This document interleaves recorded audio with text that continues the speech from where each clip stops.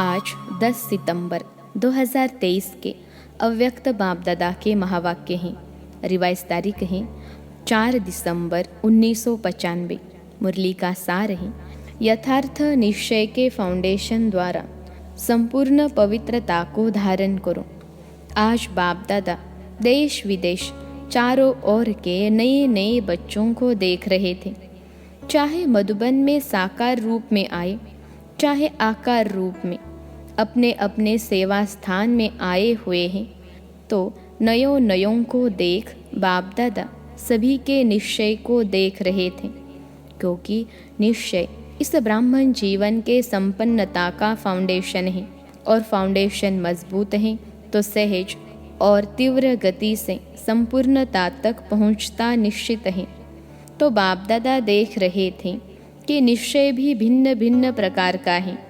जो यथार्थ निश्चय है कि मैं परमात्मा बाप का बन गया, स्वयं को भी आत्म स्वरूप में जानना, मानना, चलना, और बाप को भी जो है वैसे जानना, ये है यथार्थ निश्चय। दूसरा निश्चय है योग द्वारा थोड़े समय के लिए अशांति से शांति का अनुभव करते हैं, और स्थान का शक्तिशाली शांत वायुमंडल आकर्षित करता है। वह ब्राह्मण परिवार, ब्राह्मण आत्माओं का आत्मिक प्यार और पवित्रता की जीवन का प्रभाव पड़ता है। कंपनी अच्छी लगती है। दुनिया के वायुमंडल के कॉन्ट्रास्ट में ये संग अच्छा लगता है। ज्ञान भी अच्छा, परिवार भी अच्छा, वायुमंडल भी अच्छा। तो वो अच्छा लगना उस फाउंडेशन के आधार पर चलते रहते हैं। ये ही दूसरा नंबर। पहला नंबर सुनाया यथार्थ निश्चय, और दूसरा नंबर अच्छा लगता है, और तीसरा नंबर दुनिया के संबंधियों के दुखमय वातावरण से बचकर जितना समय भी सेवा केंद्र पर आते हैं, उतना समय दुख से किनारा होकर शांति का अनुभव करते हैं। ज्ञान की गुह्यता में नहीं जाएंगे, लेकिन शांति की प्राप्ति के कारण कभी आते हैं और कभी नहीं भी आते हैं। लेकिन यथार्थ निश्चय बुद्धि विषयी होते हैं, और देखा जाता है कि जब शुरू में आते हैं तो अशांति से तंग होते हैं, शांति के इच्छुक होते हैं। तो जैसे प्यासे को एक बूंद भी अगर पानी की मिल जाए तो वो बहुत बड़ी बात अनुभव करता है। तो अप्राप्ति से प्राप्ति होती है। परिवार में, ज्ञान में, योग में, वायुमंडल में अंतर दिखाई देता है। तो पहला समय बहुत अच्छे उमंग उत्साह से चलते हैं, बहुत नशा रहता है, खुशी भी होती है। लेकिन अगर पहले नंबर के यथार्थ निश्चय का फाउंडेशन पक्का नहीं है, दूसरे या तीसरे नंबर का निश्चय है, तो धीरे धीरे जो शुरू की खुशी, शुरू का जोश है, उसमें फ़र्क आ जाता है। इस सीज़न में नए नए बहुत आए हैं और चांस भी मिला है। यह तो बहुत अच्छा है। बाप दादा को भी नए नए बच्चों को देख खुशी होती है कि ये फिर से अपने परिवार में पहुंच गए। लेकिन ये चेक करो कि निश्चय का फाउंडेशन पक्का है। हमारा निश्चय नंबर 1 है या नंबर 2 है। अगर नंबर 1 निश्चय है तो चलते चलते मुख्य पवित्रता धारण करने में मुश्किल नहीं लगेगा। अगर पवित्रता स्वप्न मात्र भी हिलाती है, हलचल में आती है, तो समझो नंबर 1 फाउंडेशन कच्चा है। क्योंकि आत्मा का स्वधर्म पवित्रता है, अपवित्रता परधर्म है, और पवित्रता स्वधर्म है। तो जब स्वधर्म का निश्चय हो गया तो परधर्म हिला नहीं सकता। कई बच्चे कहते हैं कि पहले तो बहुत अच्छे आते थे, अभी पता नहीं क्या हो गया। तो क्या हो जाता है कि बाप जो है जैसा है वैसे अनुभव में नहीं लाते। अगर पूछेंगे कि बाप साथ हैं तो हाथ सब उठाएंगे। हाथ उठाना तो बहुत सहज है, लेकिन बाप साथ हैं तो बाप की पहली पहली जो महिमा करते हो कि वो सर्वशक्तिमान है, ये मानते हो या सिर्फ जानते हो? तो जब सर्वशक्तिमान बाप साथ हैं तो सर्वशक्तिमान के आगे अपवित्रता आ सकती है? नहीं आ सकती। लेकिन आती तो है, तो आती फिर कहाँ से है? कोई और जगह है। चोर लोग जो होते हैं वो अपना स्पेशल गेट बना लेते हैं। चोर गेट होता है तो आपके पास भी छिपा हुआ चोर गेट तो नहीं है? चेक करो। नहीं तो माया आई कहाँ से? ऊपर से आ गई। अगर ऊपर से भी आ गई तो ऊपर ही खत्म हो जानी चाहिए। कोई छिपे हुए गेट से आती है जो आपको पता नहीं पड़ता है, तो चेक करो कि माया ने कोई चोर गेट तो नहीं बना कर रखा है। और गेट बनाती भी कैसे हैं मालूम है? आपके जो विशेष स्वभाव या संस्कार कमज़ोर होंगे ना, तो वही माया अपना गेट बना देती है। क्योंकि जब कोई भी स्वभाव या संस्कार कमज़ोर है तो आप कितना भी गेट बंद करो, लेकिन कमज़ोर गेट है तो माया तो जानी जाननहार है। उसको पता पड़ जाता है कि ये गेट कमज़ोर है, इससे रास्ता मिल सकता है और मिलता भी है। चलते चलते अपवित्रता के संकल्प भी आते हैं, बोल भी होता, कर्म भी हो जाता है। तो गेट खुला हुआ है ना, तभी तो माया आई। फिर साथ कैसे हुआ? कहने में तो कहते हो कि सर्वशक्तिमान साथ है, तो ये कमज़ोरी फिर कहाँ से आई? कमज़ोरी रह सकती है? नहीं ना, तो क्यों रह जाती है? चाहे पवित्रता में कोई भी विकार हो। मानो लोभ है। लोभ सिर्फ खाने पीने का नहीं होता। कई समझते हैं हमारे में पहनने, खाने या रहने का ऐसा कोई आकर्षण नहीं है। जो मिलता है, जो बनता है, उसमें चलते हैं। लेकिन जैसे आगे बढ़ते हैं तो माया लोभ भी रॉयल और सूक्ष्म रूप में लाती है। वो रॉयल लोभ क्या है? चाहे स्टूडेंट हो, चाहे टीचर हो, माया दोनों में रॉयल लोभ लाने का फुल पुरुषार्थ करती है। मानो स्टूडेंट है, बहुत अच्छा, निश्चय बुद्धि, सेवाधारी हैं, सब में अच्छा है। लेकिन जब आगे बढ़ते हैं तो ये रॉयल लोभ आता है कि मैं इतना कुछ करता हूँ, सब रूप यानी तरह से मददगार हूँ, तन से, मन से, धन से, और जिस समय चाहिए उस समय सेवा में हाजिर हो जाता हूँ। फिर भी मेरा नाम कभी भी टीचर वर्णन नहीं करती कि ये जिज्ञासु बहुत अच्छा है। अगर मानो ये भी नहीं आवे तो फिर दूसरा रूप क्या होता है? अच्छा, नाम ले भी लिया तो नाम सुनते सुनते मैं ही हूँ करता हूँ, मैं ही कर सकता हूँ, वो अभिमान के रूप में आ जाएगा। या बहुत काम करके आए और किसी ने आपको पूछा भी नहीं, एक गिलास पानी भी नहीं पिलाया, देखा ही नहीं, अपने आराम में या अपने काम में बिजी रहे, तो ये भी आता है कि करो भी और पूछे भी कोई नहीं। तो करना ही क्या है? करना या ना करना एक ही बात है। पूछने वाला तो कोई है नहीं, इससे आराम से घर बैठो, जब होगा तब सेवा करेंगे। तो ये भिन्न भिन्न प्रकार का विकारों का रॉयल रूप आता है। और एक भी विकार आ गया ना, मानो लोभ नहीं आया लेकिन अभिमान आ गया, या अपने मानने तक का हमारी मान्यता हो उसका भान आ गया, तो जहाँ एक विकार होता है वहाँ उनके 4 साथी छिपे हुए रूप में होते हैं। और एक को आपने चांस दे दिया तो वो छिपे हुए जो हैं वो भी समय प्रमाण अपना चांस लेते रहते हैं। फिर कहते हैं कि पहले जैसा नशा अभी नहीं है, पहले बहुत अच्छा था, पहले अवस्था बड़ी अच्छी थी, अभी पता नहीं क्या हो गया है। माया चोर गेट से आ गई, ये है पता, ये नहीं कहो पता नहीं। और टीचर को भी आता है। टीचर को क्या चाहिए? सेंटर अच्छा हो, कपड़े भले कैसे भी हो, लेकिन सेंटर थोड़ा रहने लायक तो अच्छा हो, और जो साथी हो वो अच्छे हो, स्टूडेंट अच्छे हो, बाबा की भंडारी अच्छी हो। अगर अच्छा स्टूडेंट चेंज हो जाए तो दिल थोड़ा धड़कती है, फिर समझते हैं कि क्या करें, ये मददगार था ना, अभी वो चला गया। मददगार जिज्ञासु था व बाबा है। उस समय कौन दिखाई देता है, जिज्ञासु या बाप? तो ये रॉयल माया फाउंडेशन को हिलाने की कोशिश करती है। अगर आपको निश्चय है सर्वशक्तिमान साथ है, तो बाप किसी न किसी को निमित्त बना ही देता है। कई फिर सोचते हैं हमें कम से कम एक बार आबू की कॉन्फ्रेंस में या किसी बड़ी कॉन्फ्रेंस में चांस मिलना चाहिए। चलो और नहीं, योग शिविर तो करा ले, ये भी तो चांस होना चाहिए ना।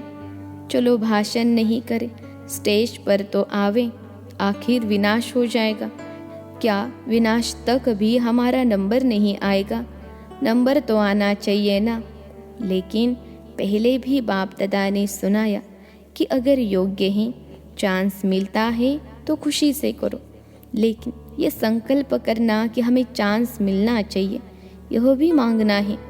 चाहिए चाहिए, ये ही रॉयल मांगना, ये होना चाहिए, ये हमें पहचानते नहीं हैं। दादी दीदियाँ भी सभी को पहचानती नहीं हैं। जो आगे आते हैं उसको आगे कर लेते हैं। तो ये संकल्प आना, यह भी एक सूक्ष्म मांगना है। लेकिन बाप दादा ने सुना दिया है कि मानो आप स्टेज पर आ गई या आपकी कोई भी विशेषता के कारण योग नहीं भी है, अवस्था इतनी अच्छी नहीं है, लेकिन बोल में, कैचिंग पावर में विशेषता है, तो चांस मिल जाता है।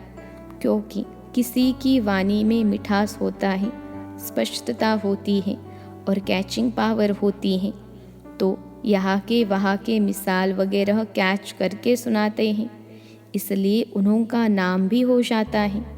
कौन चाहिए? फलानी चाहिए। कौन आवे? फलानी आवे। चाहे योग में कच्ची भी हो तो इस पर नंबर फाइनल नहीं होने हैं।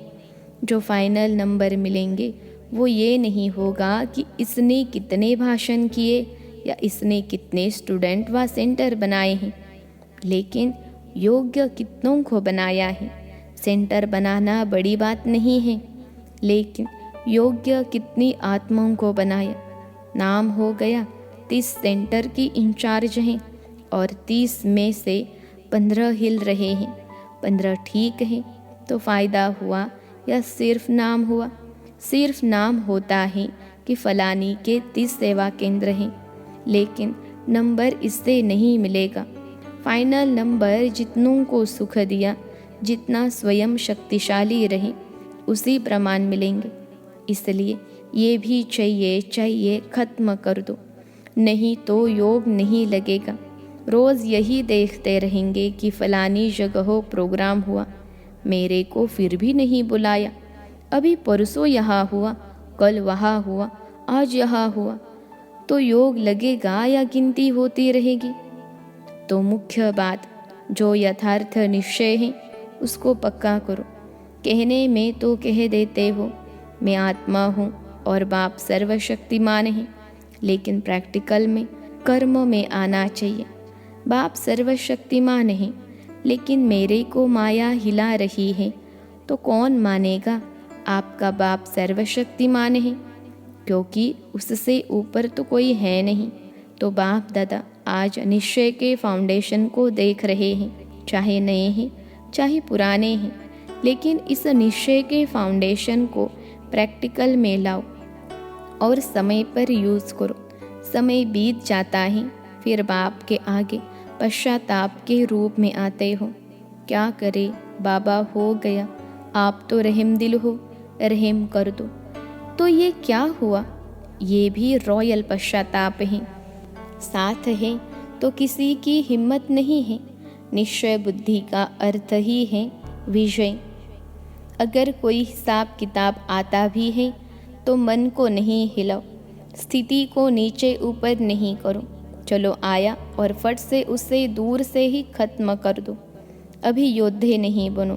कई अभी निरंतर योगी नहीं हैं, कुछ समय योगी है और कुछ समय युद्ध करने वाले योद्धे हैं, लेकिन अपने को कहलाते क्या हो? योद्धे के योगी कहलाते तो सहज योगी हो। तो नए जो भी आए हैं उनको बाप दादा फिर से भाग्य प्राप्त करने की मुबारक देते हैं। लेकिन मुबारक के साथ ये चेक भी करना कि फाउंडेशन नंबर 1 है या नंबर 2 का है। कई कहते हैं ज्ञान योग बहुत अच्छा लगता है। अच्छा है, वो तो ठीक है, लेकिन कर्म में लाते हो। ज्ञान माना आत्मा, परमात्मा, ड्रामा, यह कहना नहीं। ज्ञान का अर्थ है समझ। समझदार जैसा समय होता है वैसे समझदारी से सदा सफल होता है। कभी भी देखो, जीवन में दुख आते हैं तो क्या सोचते हो? पता नहीं मुझे यह क्यों नहीं समझ में आया, यही कहेंगे। तो समझदार हो, ज्ञानी हो? बोलो हाँ या ना। हाँ जी। हाँ तो बहुत अच्छी बोलते हैं। समझदार की निशानी है कभी धोखा नहीं खाना। ये ही ज्ञानी की निशानी। और योगी की निशानी है सदा क्लीन और क्लियर बुद्धि।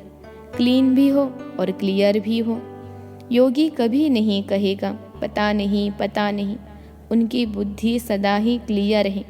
और धारणा स्वरूप की निशानी है सदा स्वयं भी डबल लाइट। कितनी भी जिम्मेवारी हो, लेकिन धारणा मूर्त सदा डबल लाइट। चाहे मेला हो चाहे झमेला हो, दोनों में डबल लाइट। और सेवाधारी की निशानी है सदा निमित्त और निर्माण भाव। तो ये सभी अपने में चेक करो। कहने में तो सभी कहते हो ना कि चारों ही सब्जेक्ट के गॉडली स्टूडेंट हैं, तो निशानी दिखाई देनी चाहिए। तो नए नए क्या करेंगे? अपने निश्चय को और पक्का करना। नहीं तो फिर क्या होता है, 2 साल चलेंगे, 3 साल चलेंगे, फिर वापस पुरानी दुनिया में चले जाएंगे। और फिर जो वापस जाते हैं वो उस दुनिया में भी सेट नहीं हो सकते हैं। न इस दुनिया के रहते न उस दुनिया के। इसलिए अपना फाउंडेशन बहुत पक्का करो, अनुभव करो। सर्वशक्तिमान बाप साथ हैं। बस एक बात भी अनुभव किया तो सब में पास हो जाएंगे। देखो आजकल प्राइम मिनिस्टर हैं, उसके साथ का भी नशा रहता है ना, तो ये सर्वशक्तिमान हैं। अच्छा, चारों ओर के सदा श्रेष्ठ भाग्यवान, भाग्य विधाता को अपना बनाने वाले, ऐसी श्रेष्ठ आत्माओं को सदा बाप दादा के श्रीमत को सुना और किया। ऐसे सर्व सपूत बच्चों को सदा सेवा में अचल रहने वाले, झमेला मुक्त और परमात्मा मिलन मेला मनाने वाले सभी बच्चों को बाप दादा का याद प्यार और नमस्ते। हम रूहानी बच्चों की सिखिलते रूहानी माता पिता बाप दादा को याद प्यार, गुड मॉर्निंग और नमस्ते बाबा नमस्ते। अच्छा, डबल विदेशियों को डबल नशा है ना। डबल विदेशी अर्थात डबल लाइट, डबल नशा और डबल बाप दादा और परिवार के प्यारे। समझा? आज का वरदान है अपनेपन के अधिकार की अनुभूति द्वारा अधीनता को समाप्त करने वाले सर्व अधिकारी भव। अपनेपन के अधिकार की अनुभूति द्वारा अधीनता को समाप्त करने वाले सर्व अधिकारी भव। विश्लेषण है बाप को अपना बनाना अर्थात अपना अधिकार अनुभव होना। जहाँ अधिकार है वहाँ न तो स्व के प्रति अधीनता है, न संबंध संपर्क में आने की अधीनता है, न प्रकृति और परिस्थितियों में आने की अधीनता है। जब इन सब प्रकारों की अधीनता समाप्त हो जाती है तब सर्व अधिकारी बन जाते। जिन्होंने भी बाप को जाना और जानकर अपना बनाया वही महान हैं और अधिकारी हैं। आज का स्लोगन है अपने संस्कार व गुणों को सर्व के साथ मिलाकर चलना। यही विशेष आत्माओं की विशेषता है। अपने संस्कार व गुणों को सर्व के साथ मिलाकर चलना, यही विशेष आत्माओं की विशेषता है। अच्छा, ओम शांति।